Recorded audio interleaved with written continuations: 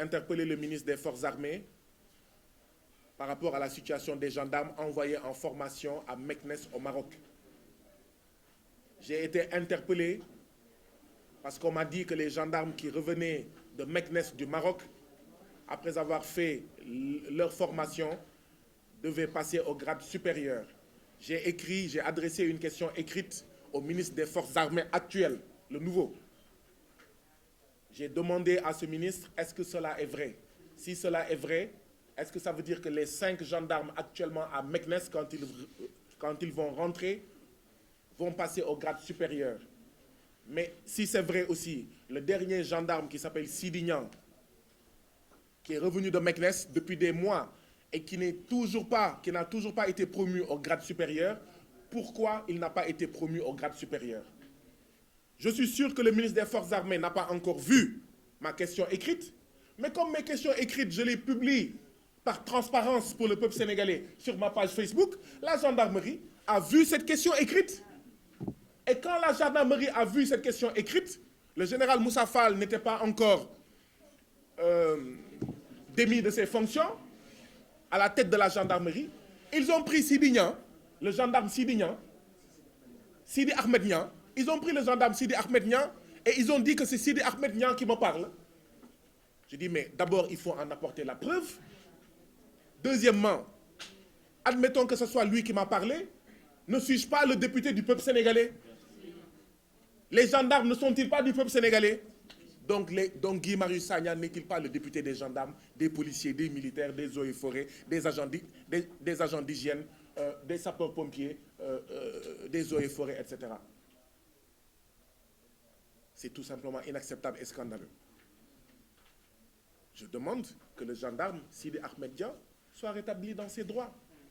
La question, ce n'est pas de savoir si c'est le gendarme Sidi Ahmed Niang qui m'a informé ou pas. La question est de savoir si les gendarmes qui reviennent de Meknes doivent passer au grade supérieur ou pas. Et si c'est oui, il doit être rétabli dans ses droits et les 5 autres gendarmes qui viendront devront passer au grade supérieur.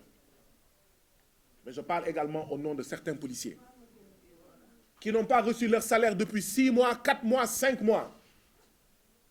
Parce que ces policiers-là ont été accusés d'avoir refusé d'appliquer des ordres manifestement illégaux. Et comme sanction, à la fin du mois, ils sont allés prendre leur salaire, ils n'ont pas vu de salaire.